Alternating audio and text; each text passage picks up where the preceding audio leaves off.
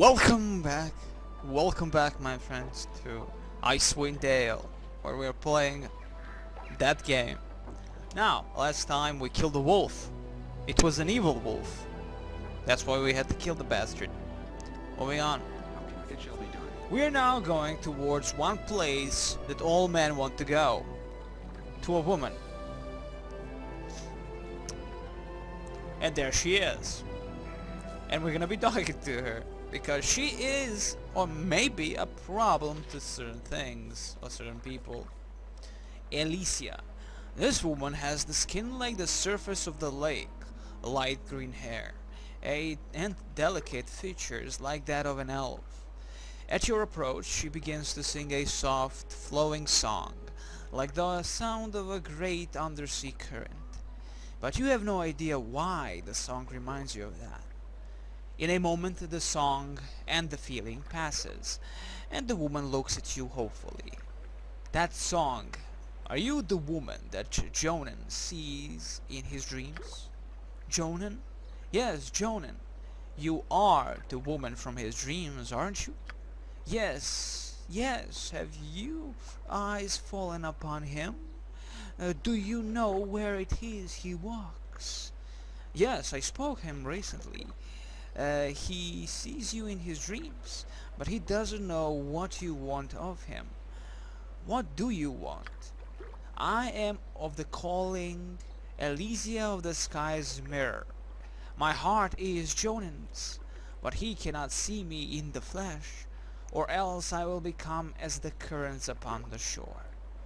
A gift do I have for him from one of his blood long ago, who also held my heart, but not as Jonan holds it now.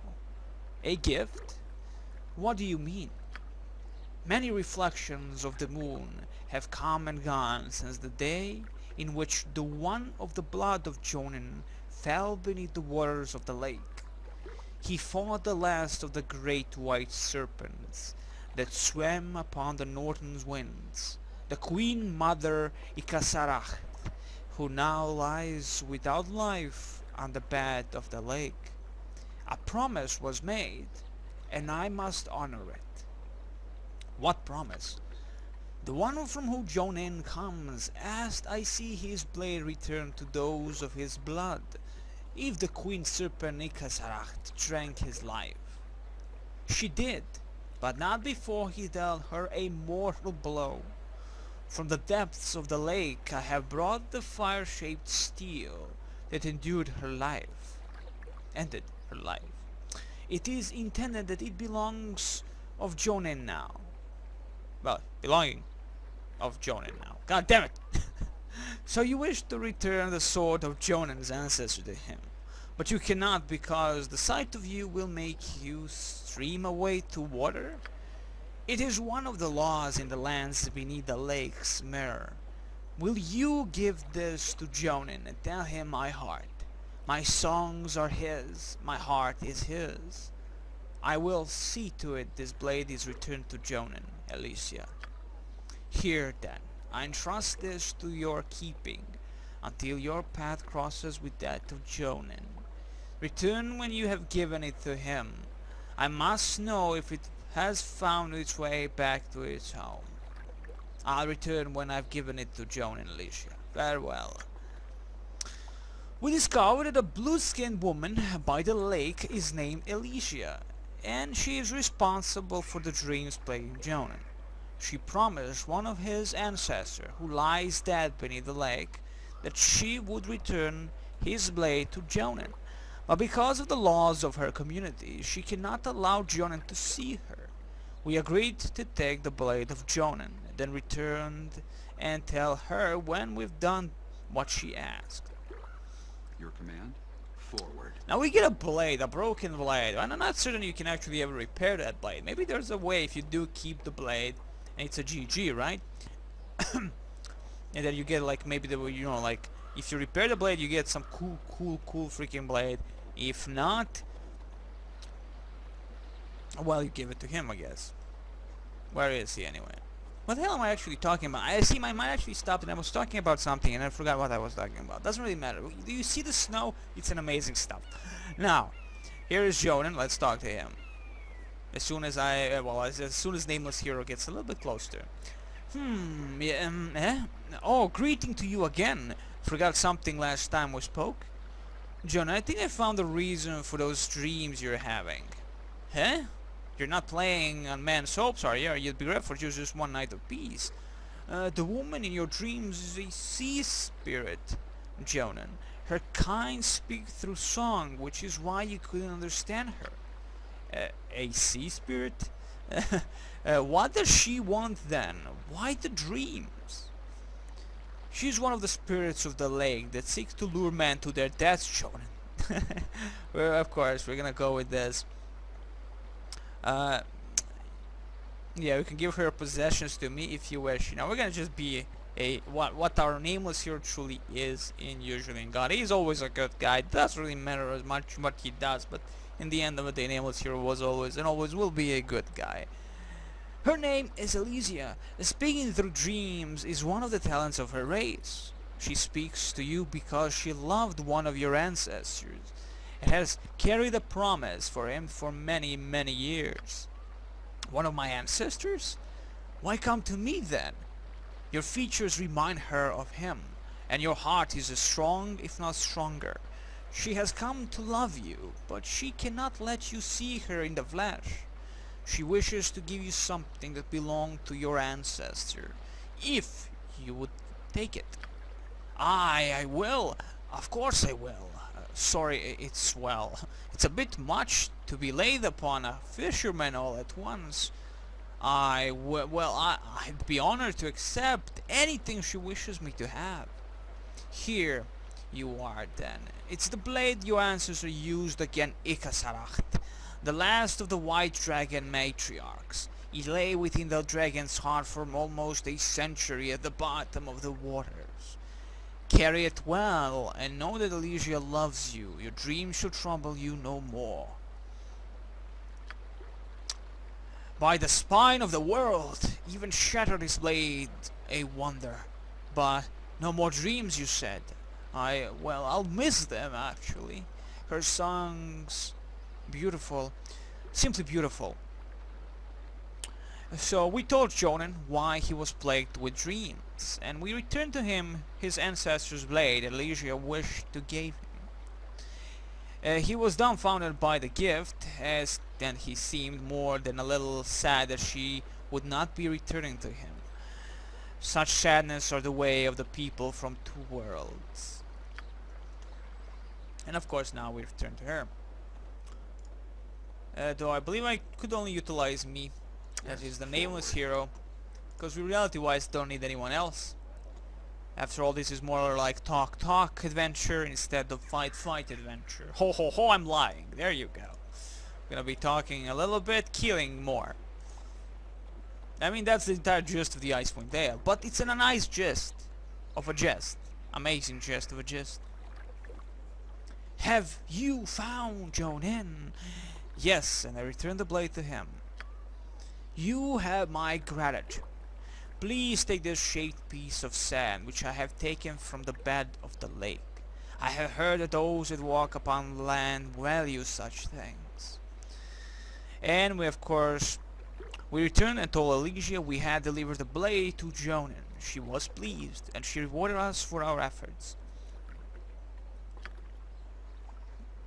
And she's gone. That's a sad thing though, but nonetheless. We move on. Our adventure continues. What I've also noticed that most these housings do not have anything that you can steal from. Kind of a like sad, but still, you know, like compared to Baldur's Gate, you always find is every single, if you really want it, you can go into every single house and steal whatever you can. Of course. Just have to avoid certain like looks, you know, the line of sight, so to speak, to show the, of course, the people inside the house don't see you stealing. And of course that's like a thing that doesn't really exist as much in ICEWIND Dale, from what I've noticed at least. What the hell is this place? Okay, let's get inside, guys. How can I help? Forward. Ooh, we have a Turan. We have townsperson and a townsperson. I'm guessing Turan is the boss of them all. Good day, I am Turan. How may I help you? Good day, teacher. Have you heard anything about, anything interesting happening in the East Haven lately? Well, spending as much time as I do here in this stuffy old warehouse, I don't get to hear much gossip. If you really want to know what's going on in these parts, I suggest you buy a few rounds over at the Winter's Cradle Tavern. You'll find that drinking and spinning yarns are two of East Haven's favorite pastimes. Interesting. Tell me, what do you do for a living, Turan? Me? Nothing much. I manage this warehouse here for the Fishmonger Gas Bar. I get paid a sum to store Streamshaw and emergency food supplies here through the harsh winters. Oh, well, that certainly sounds like it would be important in a place like this. What does the rest of East Haven do? Well, most of them fish from knucklehead trout in Lake Denishire.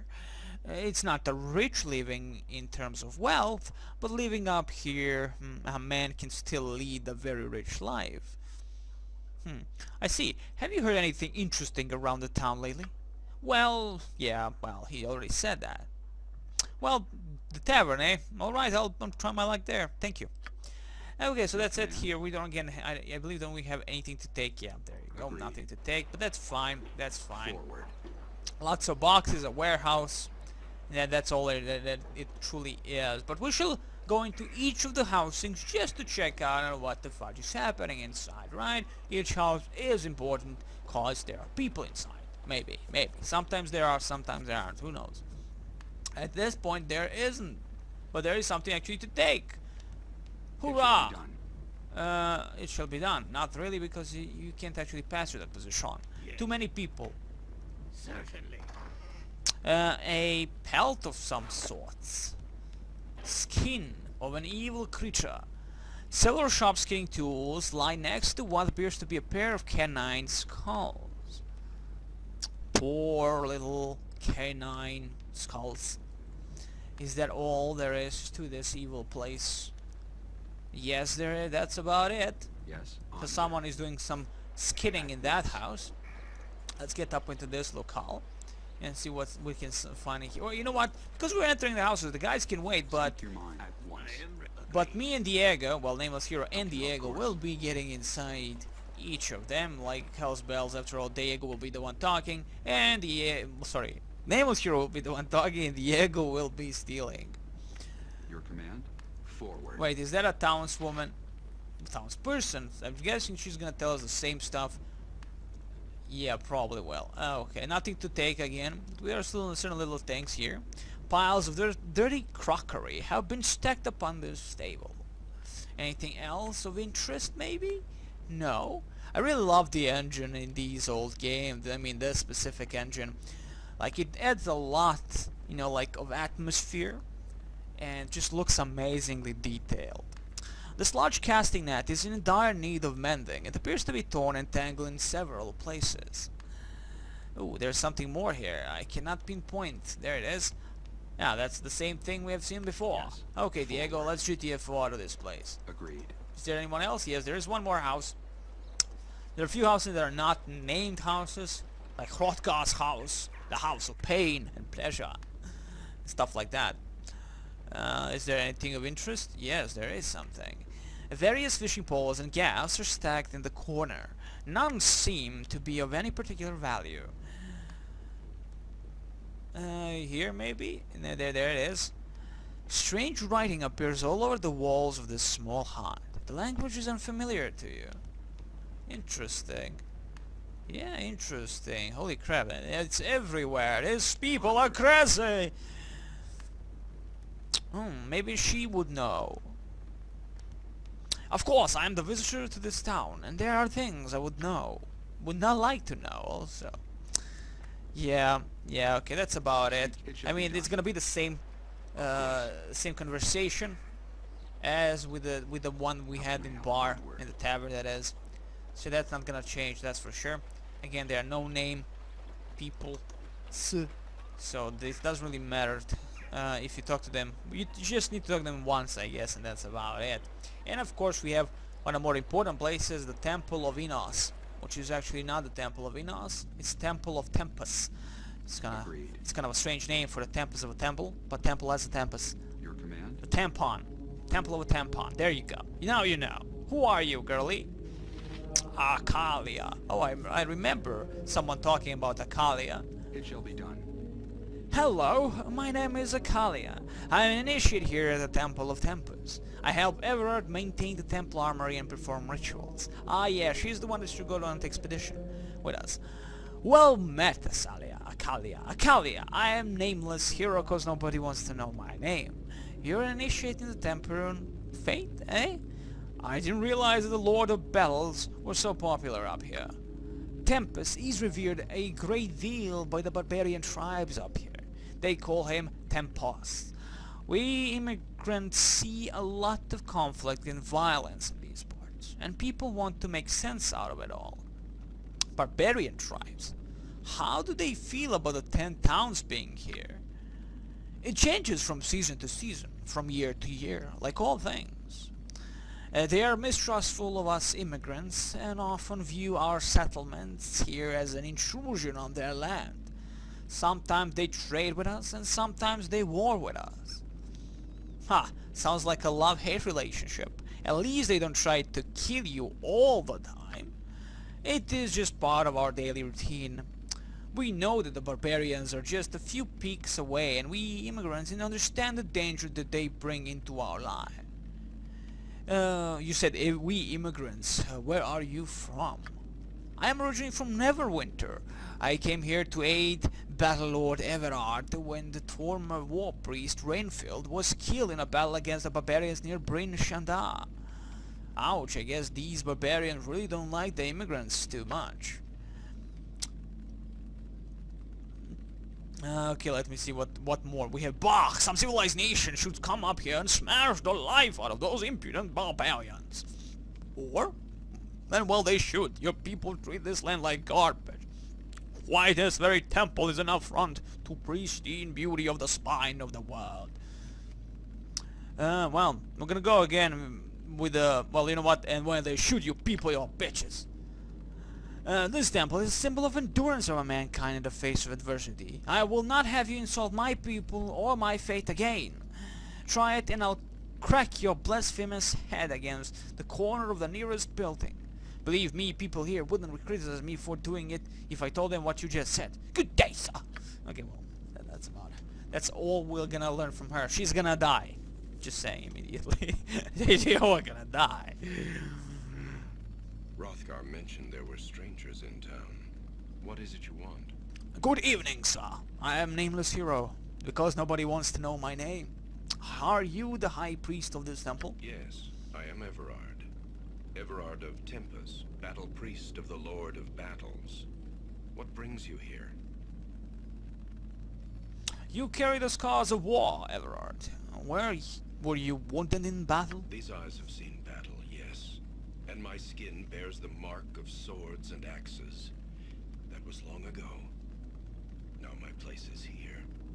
Why would you leave battle behind? Because there are many ways one may serve one's god. I am of the Order of the Broken Blade. My duty is to watch this place. Order of the Broken Blade. They guard areas sacred to Tempus, correct? Yes, were warriors. Wounded in battle, our injuries now keep us far from the front lines. Still, we are fit to guard holy sites to our Lord. This is a holy site? It is sacred to Tempus, yes. It marks the field where the barbarian Jared gave up his life ages ago. He lies encased in stone beneath this temple. Holy crap, son, that's kind of a bad thing. What if he wakes up? Jared was a shaman who lived long ago. He brought unity to the northern tribes and led them to victory against the army of Arakan, at the cost of his life. How did he die? Once Arakan saw his army routed by Jared and the northern tribes, he sought to bring the Hells to his aid. Arakan opened a gate to the lower plains. He brought demons to the battlefield? The northern tribes would have been destroyed. I do not believe that. Jared did. It is said that Tempus himself appeared to Jared upon the battlefield, and Jared took that as a sign. A sign to do what? Jared believed Tempus was calling him to sacrifice himself for his people to ensure victory. And so he cast his body into the portal, his blood fusing it to stone. It lies entombed beneath the temple to this day. You don't sound like you agree with Jared's choice. Jared had no need to sacrifice himself. Tempus's appearance was a test of faith, proof Jared's people had already won the field that day. Jared failed his god and died a coward's death. But Tempus is known to appear to warriors who can dictate the outcome of battle. So perhaps Jared was not in... One dies for Tempus with a blade in one's hand, not by martyring oneself within the embrace of infernal magics. Jared's duty was to stand with his comrades, not cast himself to his death when the field was already theirs. His sacrifice may have prevented other death, Everard. Sacrifice? Let me say this of sacrifice, young one. Then we shall speak of this no more. Sacrifice is a death that has meaning. When it is in vain, it is not sacrifice. It is a waste. That is the lesson of Jared's stone. We met the local priest of Tempus, Everard, and we heard the tale of Jared's stone. It tells the tale of a barbarian shaman that sacrificed himself to seal a demon's portal that lies buried beneath the temple. Strangely enough, Everard seems to have contempt for Jared and his sacrifice. And this stone is buried beneath the temple? Aye, a great stone disc that holds Jared's corpse for eternity. And so I watch and guard it in Tempus's name. I see. I had some other questions I wish to ask of you. You are free to ask, traveler. I promise no answers.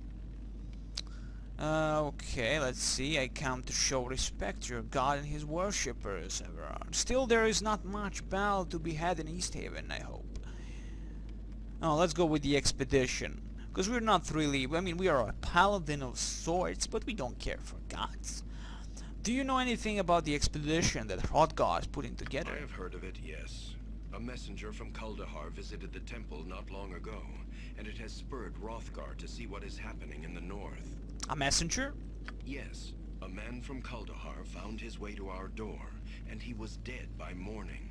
He claimed he was a messenger from the Archdruid of Kuldahar. What did he want? The man spoke of disturbances in Kuldahar. His wounds prevented me from making any sense of his words. Perhaps Hrothgar understood more than I, for he's preparing an expedition.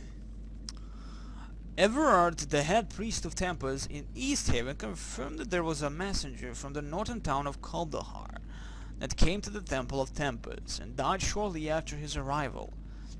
Before his death, the messenger spoke of great disturbances in Kuldahar and asked the people of East Haven for help. Apparently, Hrothgar is organizing an expedition to Kuldahar to investigate the matter.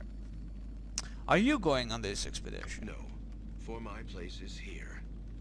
Were I invited, I would still not go.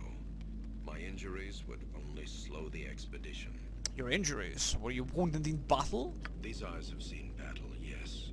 Yeah, we My already skin know that. bears Thank the you. mark of swords and axes. You are free to ask, traveler. I promise Okay, no let's see. answers. Okay, so we did go to expedition, but there's also, I heard there was a messenger who came to the temple from the Kuldahar. We're gonna go because we already know about that. Let's go with what that leaf-covered door beneath the statue. The door leads beneath the temple to the site of Jared's stone. It was sealed with glyphs of Tempus to prevent entry long ago. Nice, nice. You are free to ask, traveler. I promise no answers. Okay, well, never mind. I have intruded, and I wish you the farewell. But again, I was wondering if we might pay our respects to the temple and perhaps receive some healing. And of course, this is where you can add a donation. I don't know what exactly donations do. So there you go. You can, of course, heal and bless and get like cure light wounds from all this amazing stuff, which is never a bad thing, of course. We have the ability to resurrect people, if I'm not mistaken, or identify certain things, which is also very nice. Let's see. Yeah. Now, of course, we can buy some potions of healing, because reality-wise, we don't have any potions of healing. I think we only have one that we did steal from one of the housings in tavern or something like that. So there you go, a potion of healing. That's 67. Wow, 67 GP. Is there anyone else? Like, if I choose someone, no, I mean, we do have the best charisma with our paladins. That is with the Nameless Hero and Eren Sun. But I think Eren Sun has a nice charisma. Someone has a nice charisma or something. Was this the charisma or something else? I don't know. There you go. We're gonna buy nonetheless. Gonna buy one there. Actually, we're gonna buy two. Thank you. Two there. Now Eren Sun will take. Can I? Oh yeah, thank you. Two for her. Two for our good friend Gon. Two for Diego. Because everybody needs a potion of healing. Did I actually buy two for? No, I did not. Fail on demon. Fail on demon. Done. Oh my god, wait. Let me see. One. Cancel. Did I actually buy anything for her? No, I did not. Okay, just one is enough.